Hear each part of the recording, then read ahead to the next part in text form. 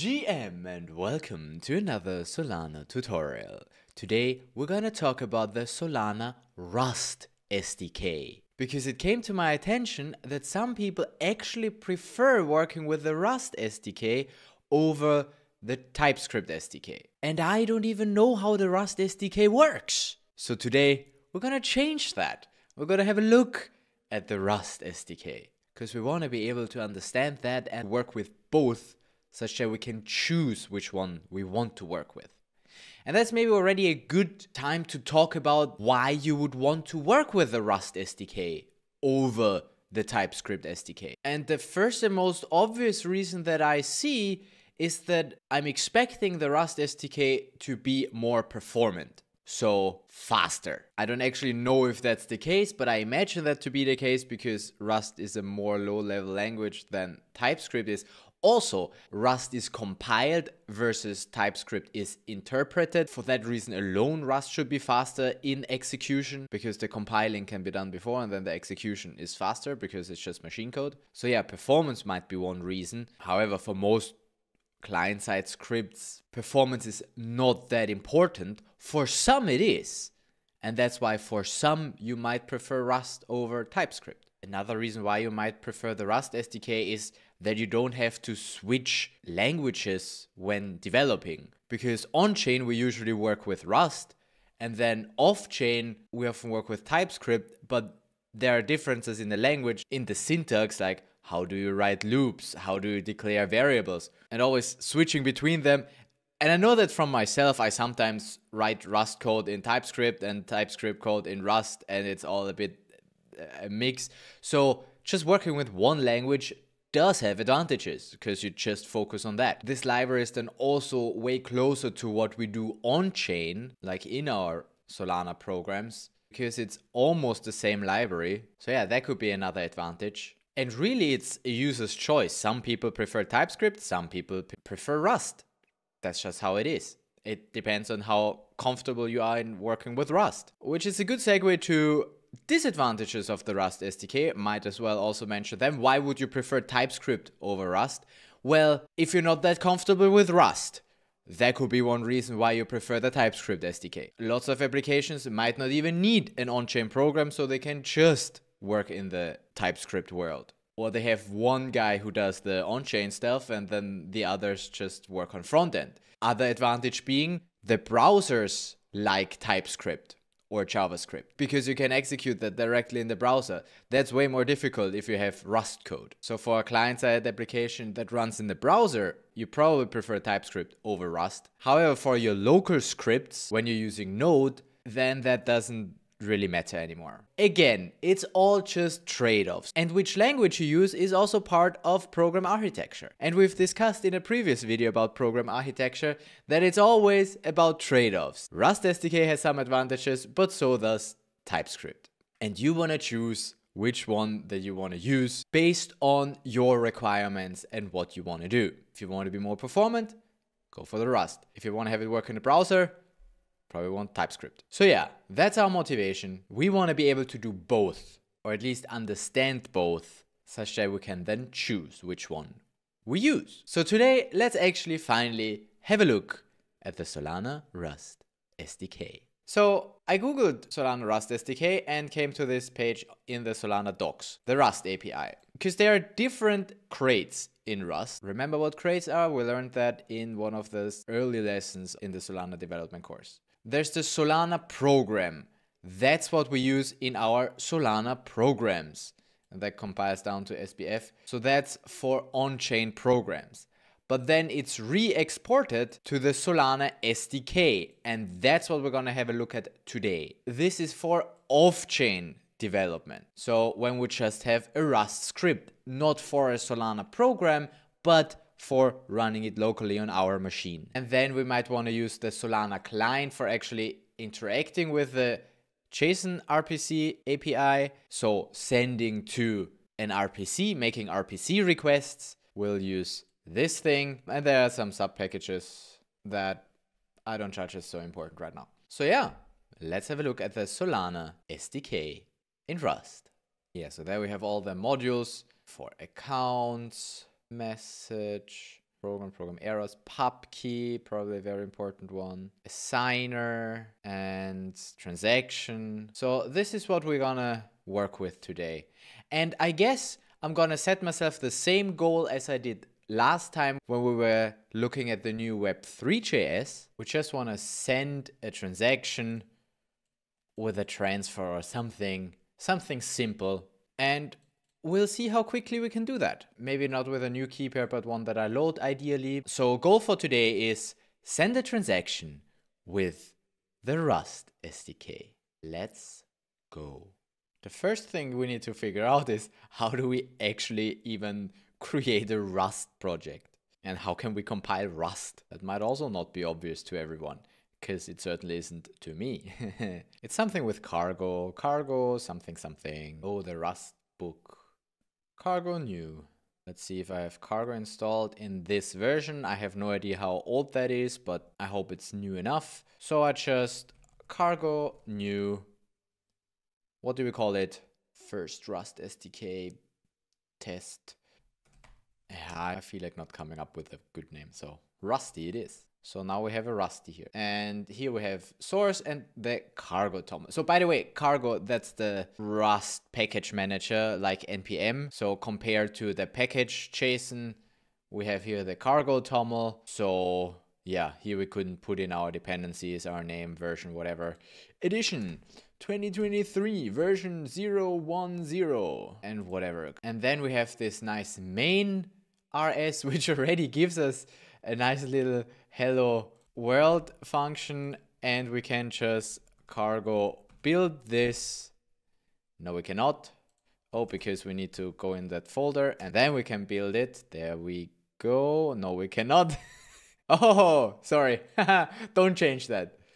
Don't change that. You wanna have the edition of. So apparently that's the cargo edition and not the program edition. Yeah. So we only supports 15, 18, and 2021. Okay. Yeah. Don't worry. So that's the cargo edition. Great. Learn something. Cool. But that we can build, and it's compiling. It's just one file that it compiles now because it has no dependencies whatsoever. Right? No dependencies. So it's just that one file. Usually when we build something, like with anchor build that in the background does some cargo build, then there's a bunch of things that we need to build. Here it's just this one file, and we finish the dev build, which is unoptimized and contains debug info. So there are also different build options how we can build it, right? This is for dev to develop, and then if we want to have a production build that is more efficient, then we can also do that. So again, with Rust we can be a lot more efficient. And now, how do we run it? Yeah, we got a target, and in the debug there we got the Rusty, so we can execute target debug Rusty, which gives us our hello world pretty quickly. Bam, because that's already compiled. So we can execute Rust. Score! But that's just the first part of all of this. Just a refresher for the ones who are comfortable with building in Rust. But not everybody does. So I want to, especially for myself, go over the basics again. And now we can, include some dependencies and work with the Solana SDK. So let's get ourselves the Solana SDK. Do I know how to do this? I probably don't want to manually put stuff there, but do that with cargo. There's cargo add or something. Yeah, cargo add a dependency. Cargo add, and then probably like npm I or something. I think that's just what it's called. Solana SDK. Translating Solana SDK to Solana SDK. Okay, so that's how it's written. Did it change? Yeah, it changed. Now it added the Solana SDK in version 1.17.1, so the newest one, to our dependencies. We can, of course, specify an older version if we need to, but I'll try to work with the newest one. For the SDK, it shouldn't be that problematic. So we've added that. If we now build, now it's downloading all the dependencies, because this SDK has, again, other dependencies, so it needs to download all of those dependencies before it can actually build the Solana SDK. So yeah, there we go. That's what we're more used to, that we have a bunch of stuff to build before we can actually work with it. But I'm gonna let that do that in the background and go back to our main, say hello Solana, and try if we can import something from the Solana Rust SDK. In Rust, we do that with use. How does it work? I have no idea. Path to item. So Solana SDK, and then, no, it doesn't have types yet. Well, then let's wait until that is all compiled. Then I should get types, hopefully. This is taking very long, but we're already at Solana program. Solana. There we go.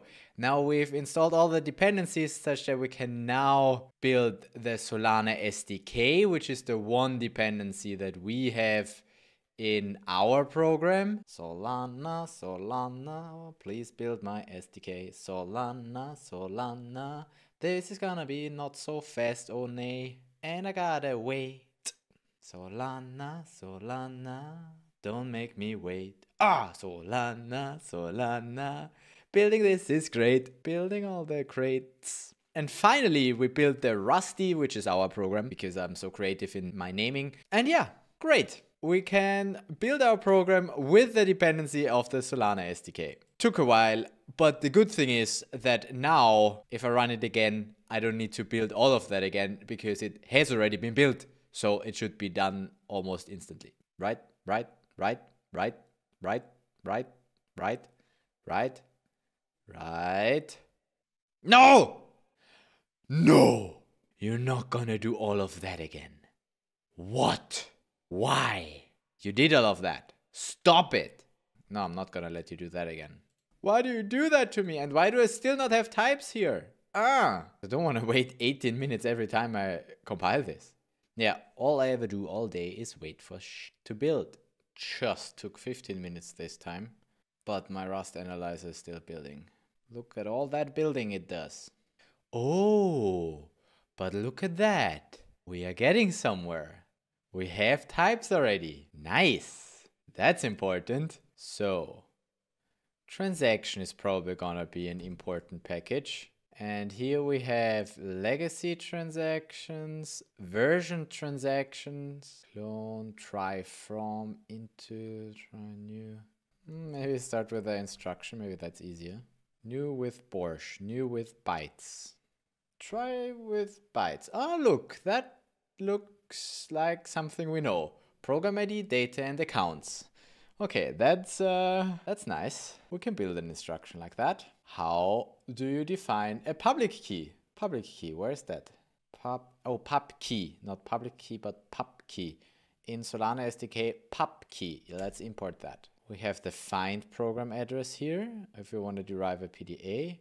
New from array, new unique, default. This will give me the system program, but it's not really how I want it. So we use the system program ID, then data, U8 slice.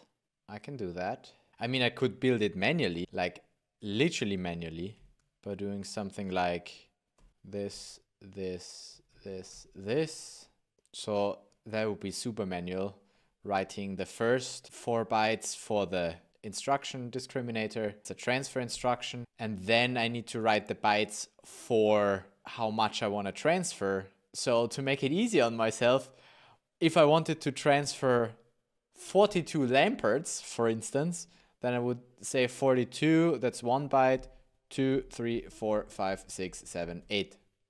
That's the very, very manual way of doing this.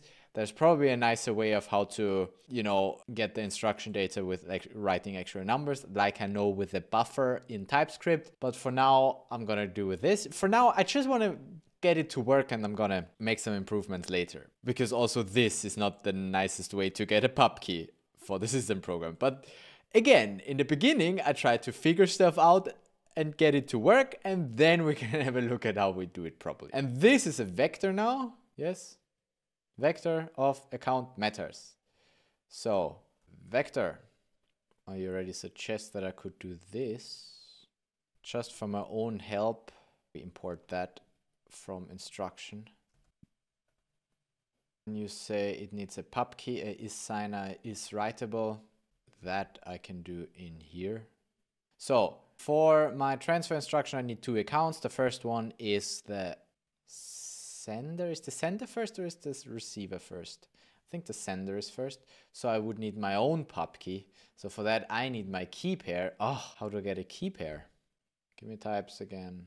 From base 58 string, from bytes, generate. Generate probably derives it from something, and new gives me a new one. For now, let's just get a new one. How do I get the public key from a key pair? Because the key pair is probably only the private key, the secret key here. There's a different key pair. We have a signature key pair, a vanilla key pair, and this key pair is a vanilla key pair. Wait. What's this? Wait, is it the same? Man, why are there two? Ah, it re-exports that. So maybe that's literally the same and it just re-exports that. So that's why in signature we have the same key pair. Okay, that makes sense. So it's literally the same. It's literally this one. There, encodable public key. That's what I want. Returns the associated public key. Wait, for other settings use signer public key instead. Implement signer for key pair, which has the public key. Aha, so maybe my Rust analyzer just doesn't show me that part because I have an implementation for the signer stuff on the key pair, which means I can say pub key. According to documentation, you don't say I can use the pub key directly, but you say I can use the try pub key. Fallibly gets the implemented as pub key. And then, so Intuit doesn't like, finally it's telling me stuff. That's okay, we'll try this. Is signer, yep, this one will sign. Is writable, yep, this one is writable. That's the first account meta. And the second account meta is just gonna be a new public key. How did we do that? New unique. Let's do it like that then. This one is not a signer, but also writable. And then we have our vector. And then we can build the instruction with system program ID, instruction data, and instruction accounts. Let's see if that builds. That would already be a good first step. And at least I don't need to build all the packages anymore now. It's always just compiling the Rusty, but also it's waiting for the log file because my Rust analyzer is first analyzing. So yeah, I mean, the setup that I have here is not ideal and we're gonna figure it out. It's gonna work eventually. So what's your issue here? Of course, I didn't have a semicolon. You are right. Try that again. Yeah, but it built. Nice. That took 2 minutes. So yeah, I said Rust is gonna be more efficient. Not for the compiling part, at least not in my setup. Okay, cool. So we can get an instruction. So how do we get that in a transaction? Let's see, do I have just a normal transaction? We have transaction, message, new. New signed with payer, new unsigned, new with payer, new with compiled instruction. So we have a bunch of new. What does the normal new take? Just the key pairs message recent block hash. So apparently this already is the signatures. So sized signers. So yeah, there we have the signers. List of signers plus the message, which is a message directly. So this is the complicated way. I want to have another new signed with payer, unsigned, new with payer. Let's try signed with payer. Oh, that's nicer. There we need instructions, a payer, signing key pairs, and a recent block hash. That looks more like what I'm used to for building a transaction. So let's do this. Let's do a new signed with payer. So I can just set the fee payer, the recent block hash, the signing keys, and the instructions. Good. Instructions, that should be fairly simple. I just put in that one instruction that I built up here.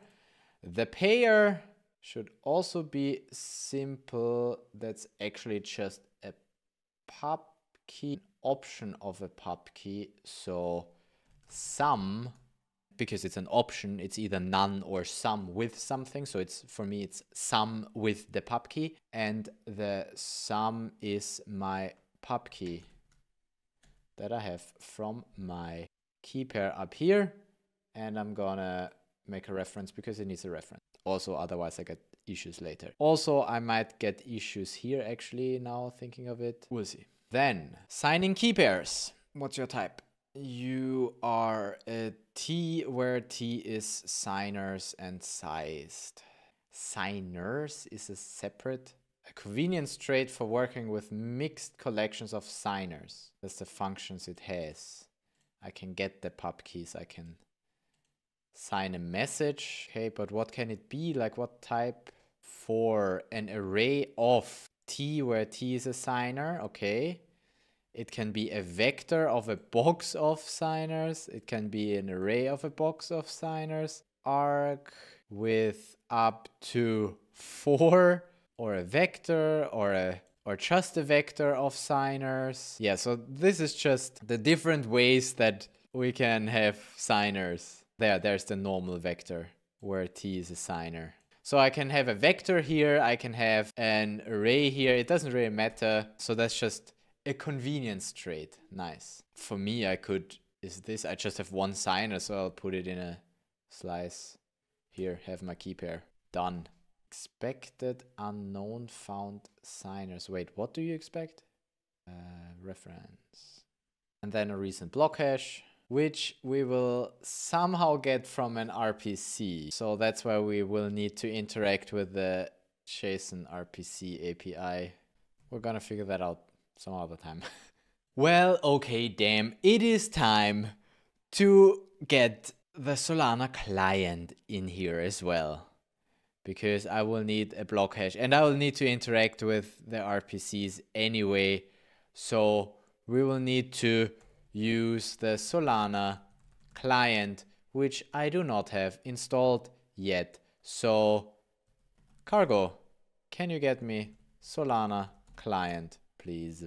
No such command. Oh, sorry. Add. Can you add me Solana client, please? So far so good, but now comes the part that I fear. We build. Oh no. And here we have a bunch more crates. Another 100 crates. The download was okay, but the build is the problem. I mean, it's lunchtime now anyway, right? Can just have lunch while this builds. The size for values of type cannot be known at compile time.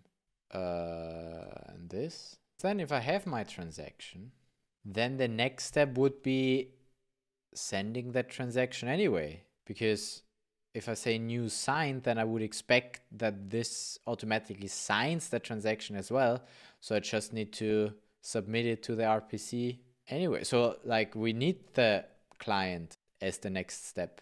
In here, that's also all we did. We built the transaction with the instruction and then we send and confirm. And for that, we need the client. So I guess we just wait for our Solana client.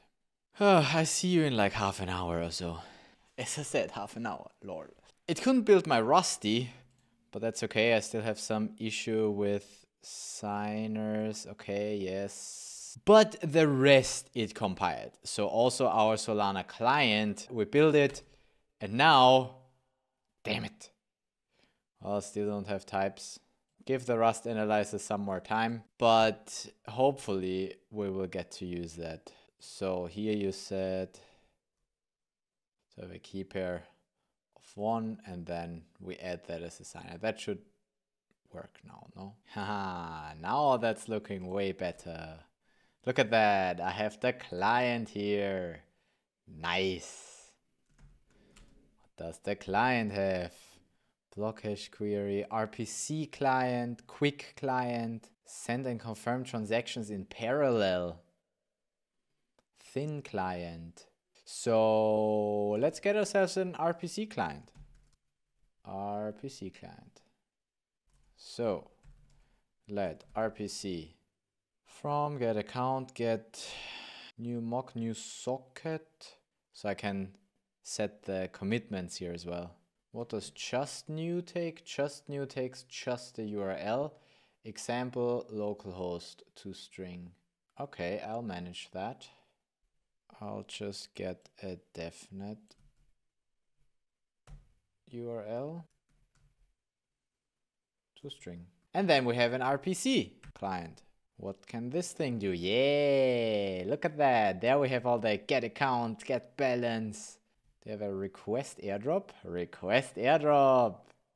But actually, before we do that, let's work on the things that we wanted to work on down here, which is to get a block hash. So RPC get latest block hash, which takes nothing and gives me a client result for a hash, and the client result for the hash, it's probably something similar to a result. Oh yeah, it's literally called client result, which is literally a result. So all I need is to unwrap this, and if I don't get it okay, then we're just gonna error. It returns the contained okay value, and this function may panic. Yeah, and I could of course say unwrap or, but no, I'll just panic if I don't get a recent block hash. I'm fine with that for my script. So that should then actually give me a hash. Let's see. Does it? Yes. Haha. Nice. Then we can put that block hash in here, and then we can hopefully build all of this. Oh, we have a lock here again. What if I accidentally deleted this?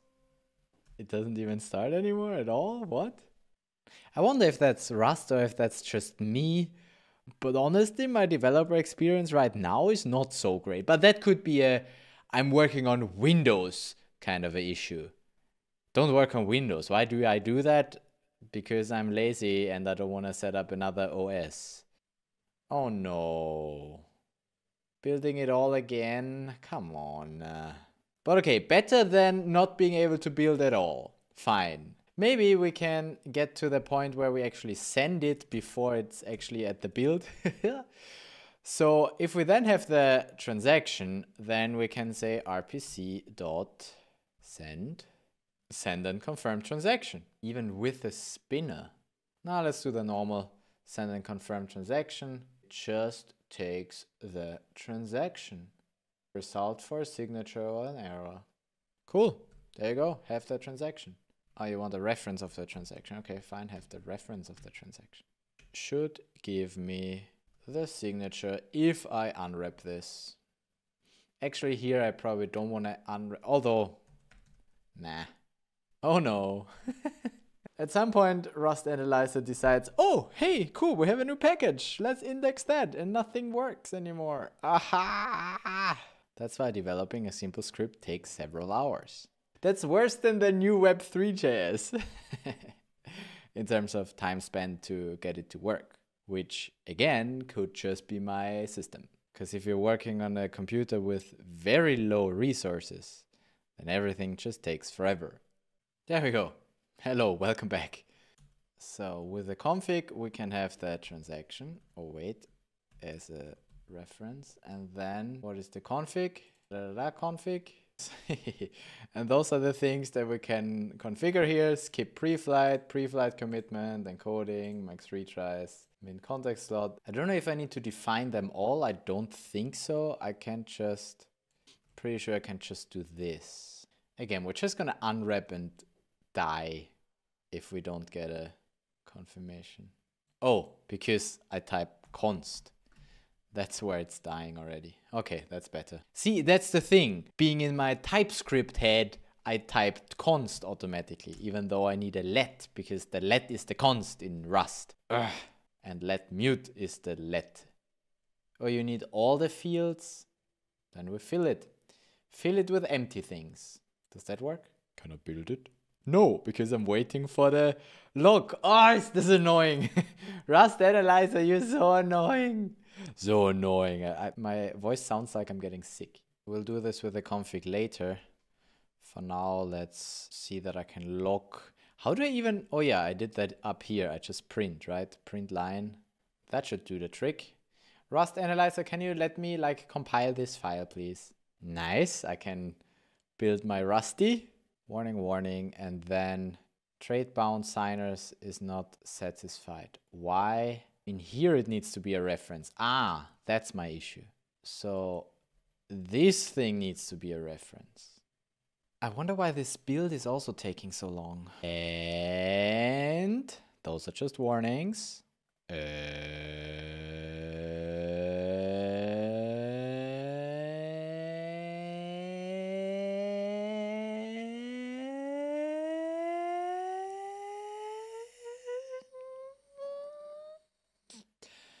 Nope, can't go as high as this takes long.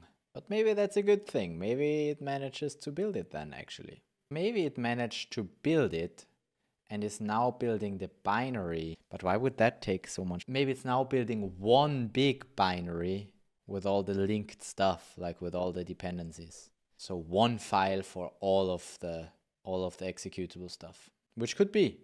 And then it makes sense that it takes so long. I mean, it says rusty bin. So it's building such a binary, I guess. So can we assume that it at least compiled? I guess so, because when there was an error, it was quicker. There we go. Just took 5 minutes and 42 seconds. But we have it. It compiled. It built.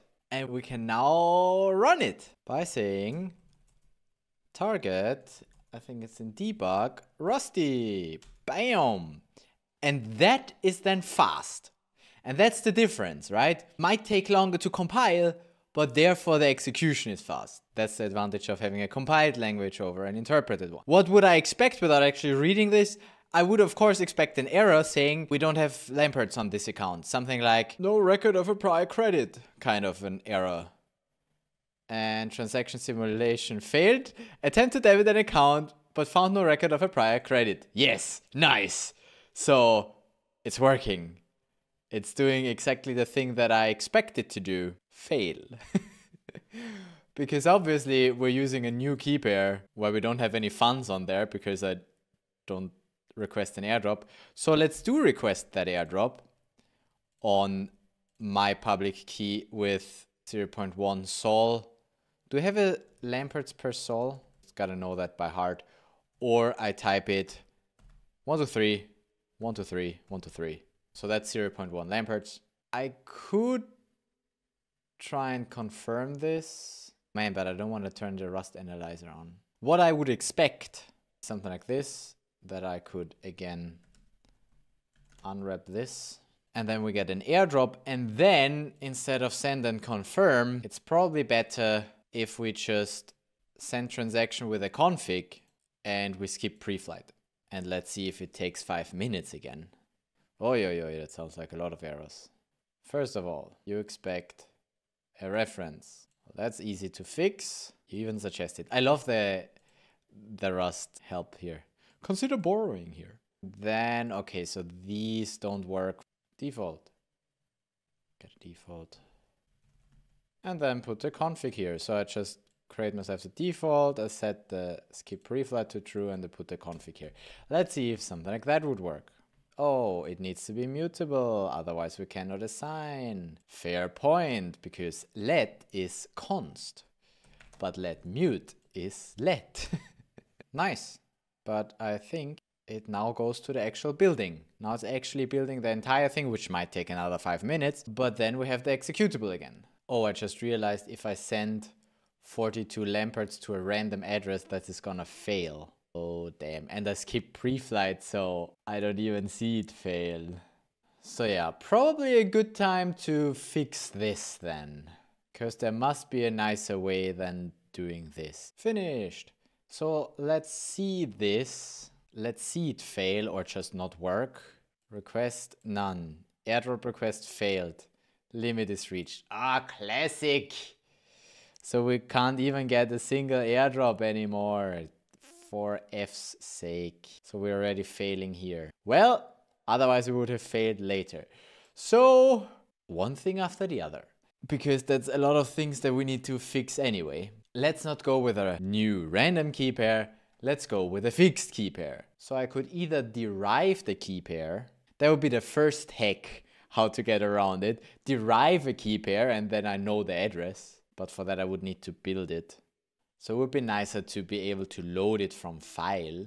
Loading and saving Solana CLI configuration. So there's a Solana CLI config. Okay, so that just loads my default config from the Solana CLI as we know it. Save and load config file. But then even if I have that, what I need is the load keeper signer from path. Haha, that's what we then want. Solana clap utils. Ah, the clap utils for loading all types of signers supported by the CLI. Okay, so maybe we want this as well. This has a key pair from path, public key from path, signer from path. I mean, for our example, it would be sufficient to derive a key pair and then send funds there and then use this one. But the nicer way is to have one actually on file, like a file system wallet, and then load that. And so that we also see this. I mean, it's also interesting to create a key pair like this, right? We can cargo add this, please. And while we're at it, might as well, even though we probably won't need this today, but I might as well add this one. Here we go. But this one added a lot more dependencies. But anyway, whatever, we did it now. I'm afraid I'm gonna regret my life choices. How long do you think we're gonna have to wait this time? Not even that many new dependencies, so that could be relatively quickly. Nice, that was way quicker than I thought. Key pair, and key pair can get key pair from path. Wonderful. Key pair from path loads a key pair from one of several possible sources. Or is that like an input? Ah, but that's for the user to... I don't want that. I want to provide a path. I want to just hard code it.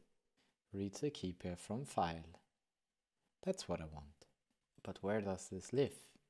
Read key pair from file.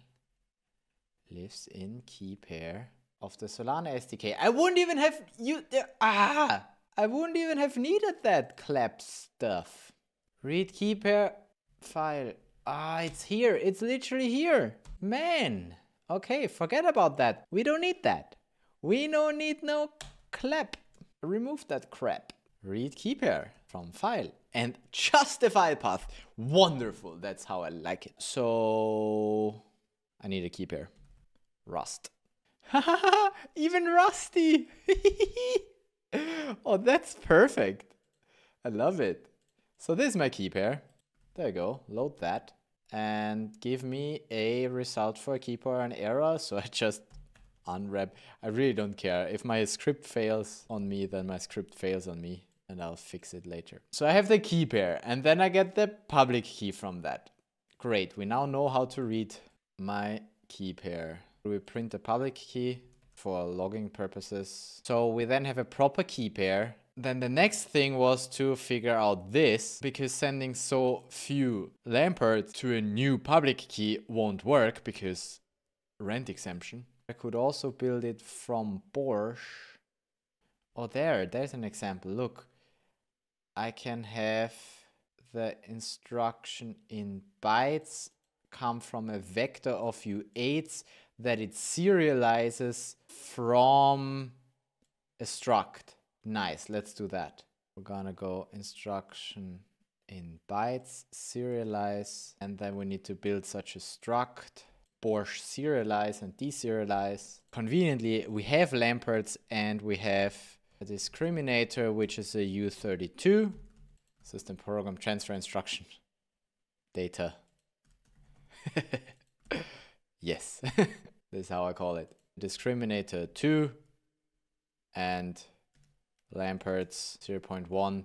And there is a Lamperts per sol. There we go. It's somewhere in native token. That I then serialize into this buffer or in this vector. And the serialized vector I put in here. So I guess that looks better than this. Especially because we can put better values here than 42 Lamperts. So we also figured that out. Fixed it. Let's see if I can build this. I mean, the funny thing is, I'm building this manually now because I want to learn how to manually build the instruction data to be most flexible, such that I can also call my programs with whatever data that I have. But for the system program transfer, there is actually a thing in here as well. In system instruction. This has all the system program instructions like create account and transfer. So I could use that one instead and build my instruction, not this manually, but I could be like transfer. And that would just take the from pub key to pub key and Lampert's. So my pub key, random pub key, and 0.01 sol. That would literally be the same thing, right? So this instruction that I complicatedly built myself because I want to learn how to do it is the same as this way. If I just want a system program transfer, the easy way is to do that, obviously. So if you just want a system program transfer, you might want to use that because it's easier. But I ain't that boring. I built manually to learn and to make it work like this, to figure out how all of that actually works. Yeah. Because we're here to learn. Oh, it can finally build. Rust Analyzer allowed me to build. Yeah, come on, build my Rusty. Oh, it's failing because I don't have this imported. Where does that come from? So, cargo at Porsche. Oh. Derive is only available if Porsche is built with features derive. Okay. Maybe like this. Features derive. Oh no, you gotta build that many packages again. Guess it's time for lunch. I can prepare and eat lunch almost as fast as this needs to compile. Okay, but that seems to work now with this Porsche serialize. We still have other issues. One of which is this question mark that I copied, which obviously won't work because I don't return a result. My function returns nothing, so I can't just question mark this out, but I can unwrap and make it fail. So where was that? Here. And then what else is going wrong? The Lampert's per sol, it doesn't like that. This is weird.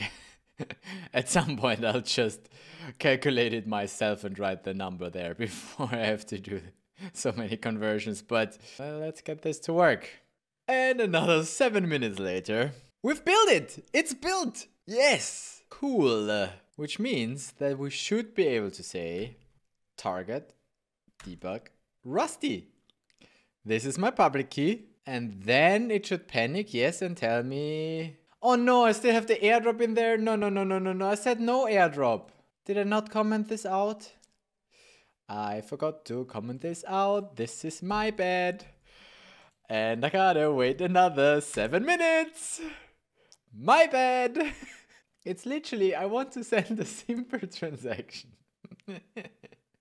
So my personal experience is better with Node and TypeScript, but it's also not that complicated, right? Functions are called a bit differently, but other than that, it's pretty much the same. Once you did it once, like, it's simple to work with that as well. It's just that my setup, and I said that before, but my setup is just effed. That's why I'm already 5 hours in recording this video. Because it just gotta wait. Not a good video topic. Watch Andy wait for Rust to compile.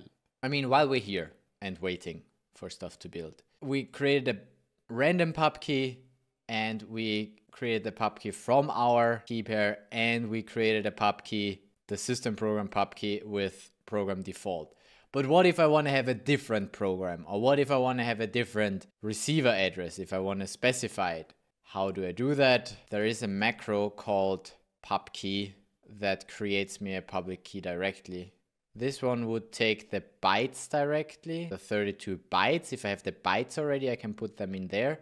But if I want them from an address, like a base 58 encoded address, I think a from string is defined. Because otherwise there's also this pub key macro where I can definitely do that. I just don't know what that returns. I don't usually snack at my computer, but I also don't usually build Rust. Yay! We got it. It compiled. Without the airdrop this time. That's my public key. And we attempt to debit an account but found no record of a prior credit. Yes, yes, yes. Why? Well, obviously on my public key there is no sol there. So Solana airdrop 5 sol to this. There we go. You can request 5 sol now. For some reason my IP is just limited. And now I should have 5 sol. Nice, I have 5 sol. From Playground I was able to request an airdrop, but not from my own IP. Amazing. If we run our Rusty script again, bam! That's how quick it is. We get the signature. Because yeah, once it's compiled, it runs quite smoothly. But the compiling is the problem. We can check that on Explorer, where we see we actually sent 0.01 sol to a random address. No, not a random address. The unique only works on I don't know how many bits, but the first 7 bytes are 0. So either 24 or 25 bytes it takes for the address. This unique that I did here just works on the lower bytes. This is not random at all. But yeah, whatever. So this is not a random pub key. New rand would give me a random pub key, but this is deprecated.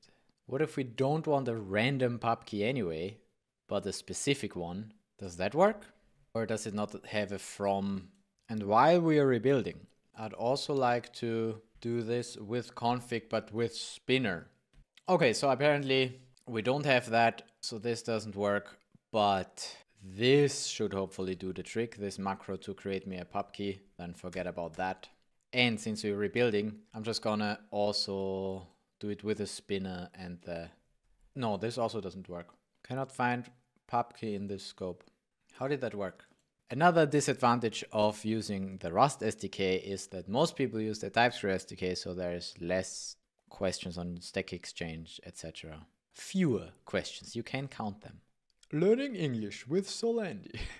Pubkey string. Aha. Pubkey from string. Unwrap. Pubkey from string. Which gives us a result or a pass error. And that thing I can unwrap. Okay. That does the trick. Okay, it's not a random pubkey anymore, but whatever. Don't want to mess with it too much now, so it's gonna be fine. I mean, it's semi-transparent, but you know, not to see inside. Having fun with green screens. Okay, I'm done eating. Are you done building?